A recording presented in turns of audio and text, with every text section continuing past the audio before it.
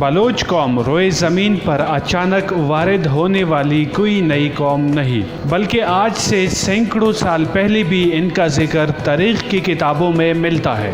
بلوچ اپنے رہن سہن، لباس، اقدار اور تہذیب و ثقافت میں بھی اپنے ارد گرد موجود تمام اقوام سے بہت مختلف ہے۔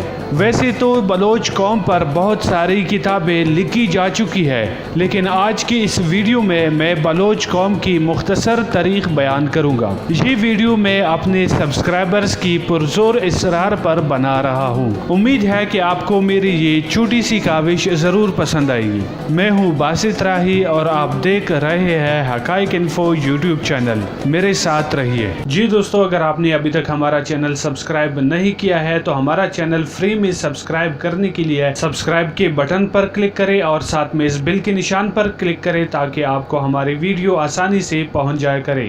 Welcome back.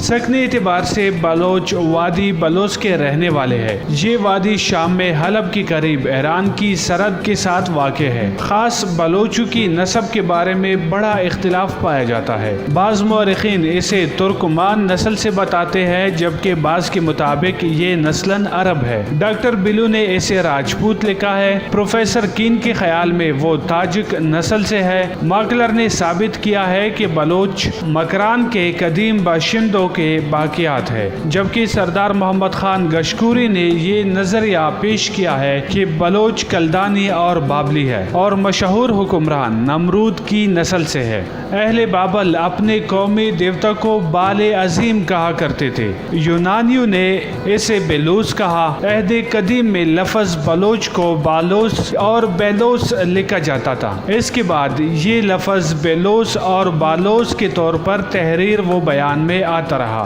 عرب اسے بلوچ ادا کرتے ہیں اور ایرانی اسے بلوچ لکھتے اور بولتے ہیں۔ ہمارے ہاں ایرانی لفظ بلوچ رائج ہے۔ اصل میں یہ لفظ بلوچ ہے جسے عربوں نے بلوچ اور ایرانیوں نے بلوچ لکھا۔ خود بلوچوں کے پاس ایک نظم کی سوا کوئی قدیم مواد موجود نہیں۔ اس نظم میں لکھا گیا ہے کہ وہ امیر حمزہ کی اولاد ہے اور حلب سے آئے ہیں۔ اس میں مزید یہ بیان ہوا ہے کہ انہوں نے کربلا میں حضرت امام حسین رضی اللہ عنہ کا ساتھ دیا تھا اور ان کی شہادت کے بعد وہ بامپور پہنچے اور وہاں سے سیستان اور مکران آئے۔ زرکس کے عہد میں بلوچ ایرانی بادشاہوں کے دربار میں اعلیٰ عہدوں پر فائز رہے، لیکن بعد میں بلوچ ایرانی بادشاہوں کے لیے خطرہ بن گئے، اس لیے انہوں نے نہایت بیدردی سے ان کے خلاف مہم جوئی کی۔ اس کا تذکرہ فردوسی نے شاہنامے میں بڑی تفصیل سے بیان کیا ہے۔ گمان ہے کہ اس مہم کے نتیجے میں بلوچوں کی قوت اس علاقے میں ٹوٹ گئی اور مجبوراً جنوب و مشرق کے پہاڑوں میں جا کر رہنے لگے۔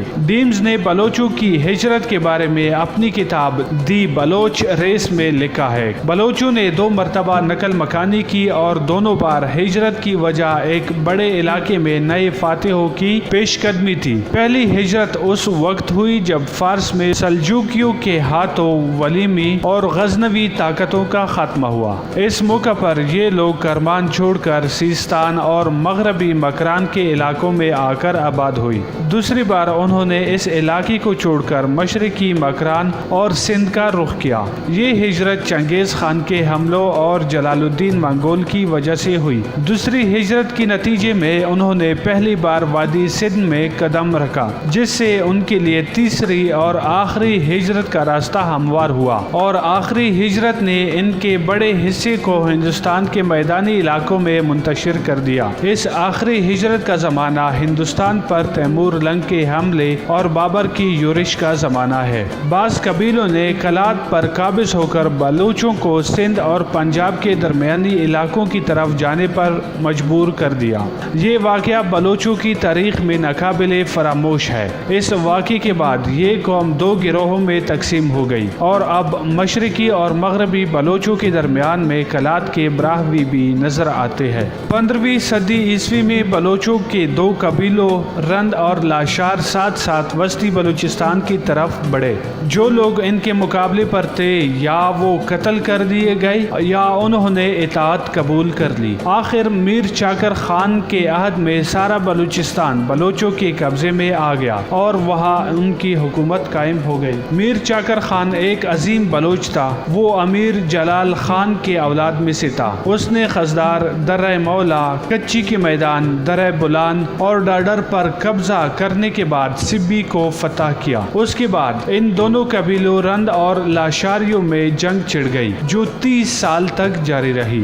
بلوچوں کی زبان بلوچی ہے جو جنوب مغربی ایرانی زبان ہے۔ بلوچوں کی بہت بڑی اکثریت مسلمان ہے اور ایک اندازے کے مطابق 70% بلوچ پاکستان میں آباد ہے۔ پاکستان کے علاوہ بلوچ قوم ایران، عمان، افغانستان، متحدہ عرب امارات، بھارت اور ترکمانستان میں بھی آباد ہے۔ بلوچی بولنے والوں کی تعداد کا اندازہ 1.5 سے 2 کروڑ کے درمیان ہے۔ تاہم حقیقی اعداد و شمار یہ نہیں بتا سکتے کہ اصل بلوچ اور خود کو بلوچ کہلانے والوں کی اصل تعداد کتنی ہے۔ اگرچہ براہوی اور بلوچ قبائل بہت حد تک گل مل گئے ہیں، تاہم ابھی تک براہویوں کو الگ قبیلہ مانا جاتا ہے۔ بلوچوں میں وہ افراد بھی شامل ہے جو سرائکی، سندھی اور براہوی بولتے ہیں۔ اس سے ان کی تعداد بہت بڑھ جاتی ہے۔ بہت سے بلوچ جو بلوچستان سے باہر رہتے ہیں وہ ایک سے زائد زبانوں پر عبور رکھتے ہیں۔ یہ لوگ سندھیوں، براہویوں، ایرانیوں اور پشتونوں سے گل مل گئے ہیں۔